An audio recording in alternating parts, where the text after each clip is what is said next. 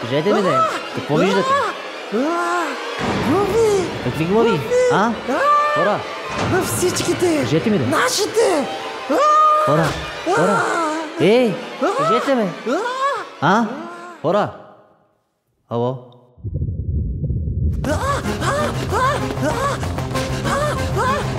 Не издържам!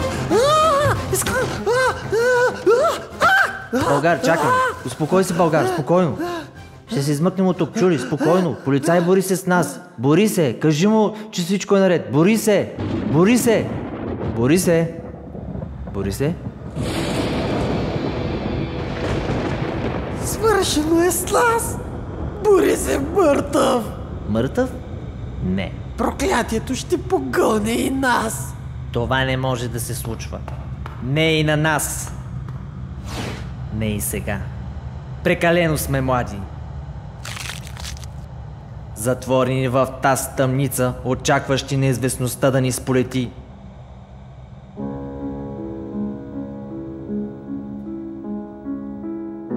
Да ни връхлети като ярост обзела кучка, бранища малките си. Но защо? Защо, Господи, това се случва на нас? На нас, бедните. Знам защо. За всичко е виновна телевизията. Да, телевизията! Този глобален плод на третата вълна ни доведе до тук, Българ. Защото ако не гледахме телевизия през цялото си време, нямаше да видим този запис и нямаше в момента да се чудя какво ли ще стане, ако доживея полунощ. Борисе, защо ни напусна? Защо ни остави да се справяме сами с бремето си, а остави доброволно тъмните чершафи на проклятието да те погълнат? Обещавам ти едно, Българ. Ние няма да свършим като тях, не и като нашите приятели. Дължим им го. С внушителността на моя монолог и силата на лунната соната заявявам, че не съм готов да си отида с наведена глава и отчаянието все още е далеч, а именно добрата му сестра Надеждата ни е дошла на гости. Затова, Българ, стегни се, защото ни остава съвсем малко до полунощ. А до тогава ни остава да се молим. И ако с тази реч не взема Оскар, то се надявам поне ти да си ми разбрал, мой стар приятелю. Студено е, треперя, чувствам как силите ми ме напускат бавно, но необратимо. Проклятието се е надвесило над мен като дъждовен облак в Лондон. Няма сценарист на този свят, който да опише страха и празнотата, която чувствам. Късно е, Българ. Сега всичко зависи от теб, приятели. С Богом, Българ. С Богом.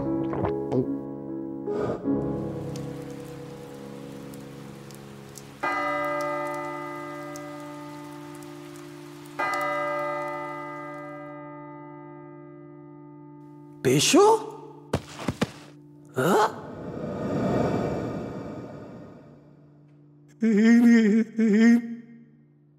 Моментът настъпи. Вече не ме е страх. Знаеш ли защо?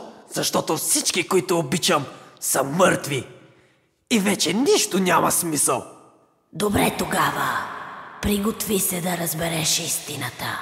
А тя е само една.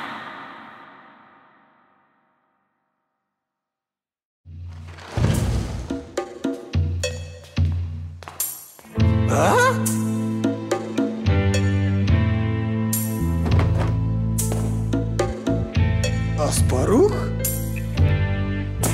Пешо?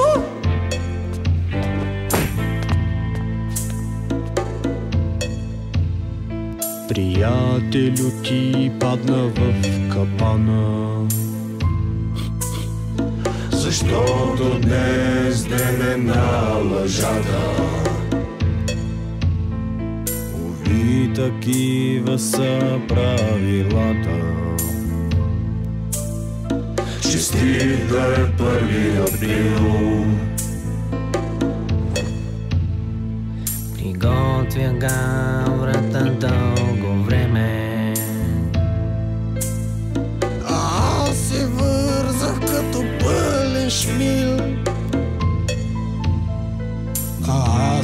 изключих, щото бях им бреме.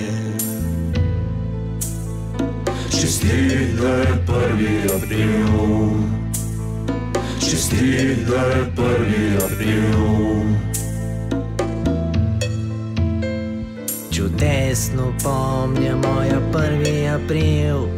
Все още лъжата не бях я открил. Аз се правих на пилена грил.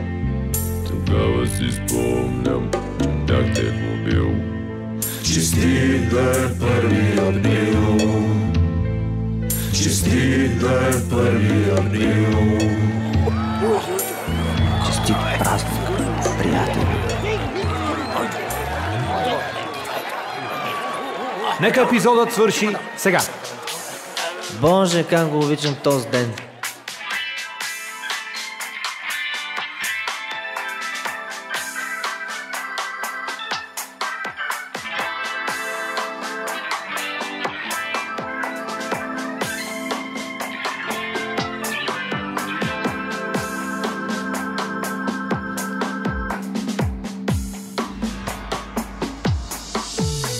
Приятелю ти падна в капана,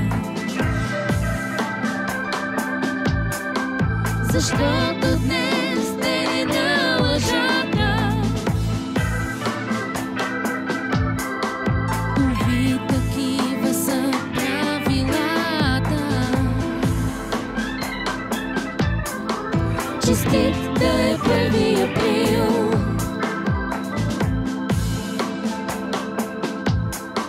Приготвях каврата дълго време.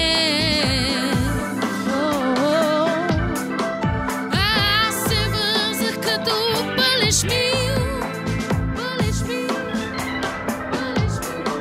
Аз се включих, защото бях им бреме. Честит да е 1 април. Честит да е 1 април.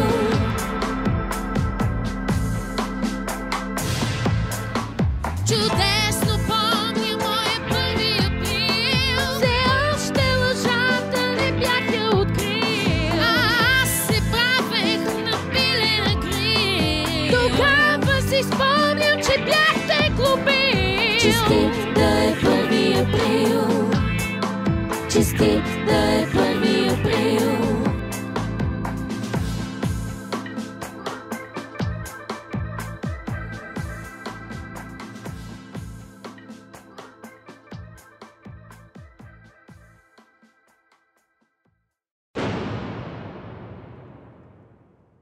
Абе, те кога казаха, че ще дойдат? Има време, по план малко преди полунощ.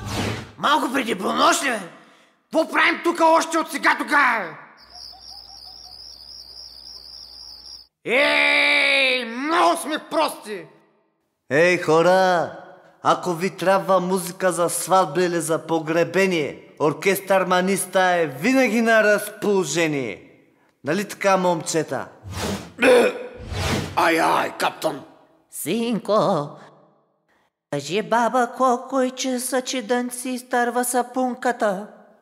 Абе, аз как попаднах тук?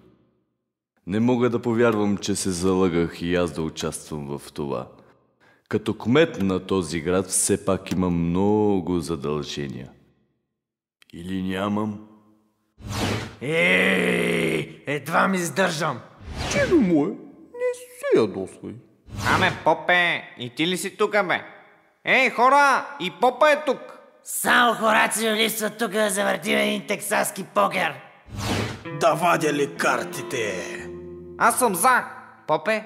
Пазарта е грях, чедо. Бройте ме и мен. Фльорцън, въдите стето. Айде, тук обърнахте на казино. Забравихте ли си какво сме си събрали? Любке, в кой свят живееш, Любке? Влизам с 5 чипа. Извинявам се, но пак забравих. 4 попа по-силни ли бяха от 3 аса? Синко, сине,